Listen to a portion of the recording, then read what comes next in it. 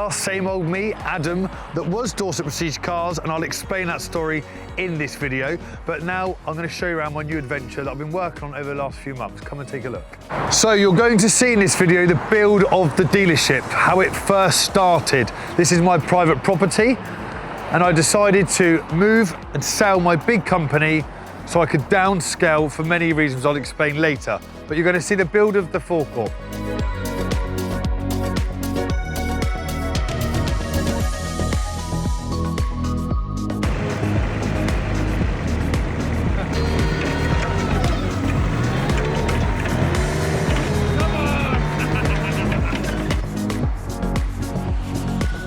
Back garden, mate, ripping it all out, ready for my car dealership. It's like old times. We got Dan Dixon on the digger, me on the dumper. This is going to be the showroom and office. As you can see, fencing all the way around. This was my gym and sauna and stuff there, look. This is going to be a showroom with office. We've got a bush line all the way around. Here, this is going to be the forecourt, a carport's going to be there. And it's going to be a forecourt with all the it's going to have shingled down, all the cars facing towards us. So the muck-away truck's coming today to pick up at least half of this. I'm getting this all picked up. I've got the edge and stone inlet. Just here now. Digging all this edge out, ready at the moment. Just digging it all out, so I've got a nice curb line, look.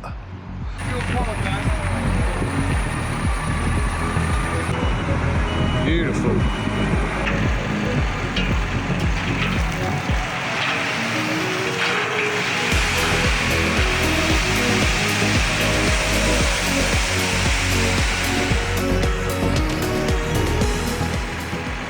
Cool, that was some graft this morning. Me on my own with the driver trying to get an 8-wheeler in the drive. It's not even 8 o'clock in the morning. I'm still waking up, but well, we managed to do it. Teamwork makes the dream work. First grab is going.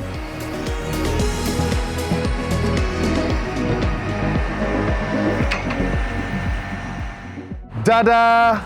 And now it looks like this. After that hard work, we got it to where we wanted it. It only took us about 3 weeks to do, and it's the first time me and my friend Daniel has done something like this, so it was learning and fun at the same time. We hold a range of different stock here at Home of Cars, from your first cars, all the way to your taxi cars, to nice estate family cars, to our range of SUVs.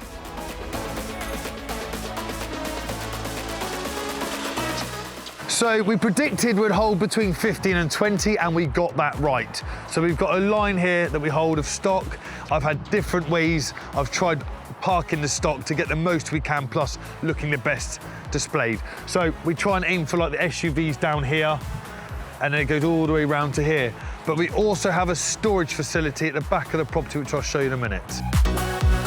Over this area, we decided to create a photo booth. We didn't have anywhere nice with a good backdrop that would take up too much space to photograph the cars. Originally, it was like a bush here, but it just looked a little bit untidy. So this is stage one. We've built the photo booth, and tomorrow we've got a company called Merit Signs coming out who are going to create us our dream photo booth. So stay tuned, because that's going to be the next video.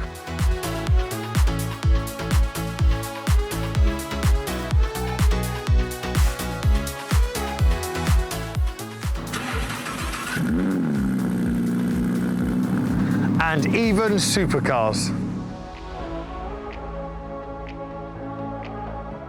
So we even do commercials like this lovely 23 plate, 25,000 mile Peugeot Expert Auto.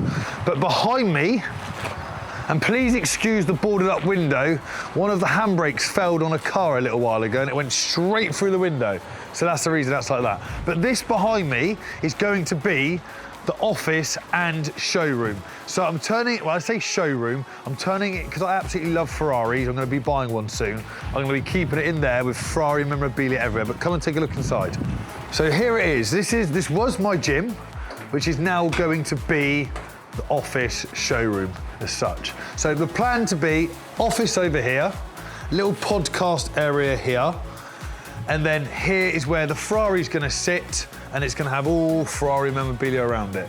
So that sauna in the background is for sale. It was £5,000 2 years ago. I'll take £1,000 for it. It's top of the range, 8-seater with MP3 player, neon lights. Anyone wants a sauna, get in touch. Obviously, you like the S3, you like the Golf R, but obviously with your negative equity on the X6, what would you like to do? The option we've got for you to achieve more money for your X6 would be to sell it. If you put it on the market for sale now, try and get you out of the finance and pay off. Because if we did that way, I'd be able to buy it. What was the retail on that one again? It was about, there you go. So I could sell it for you, clear the finance, you pay nothing, and then take a new finance out without the negative equity on the S3, for example, or something like the S3, but I find you one cheaper in the early 20s, not the late 20s.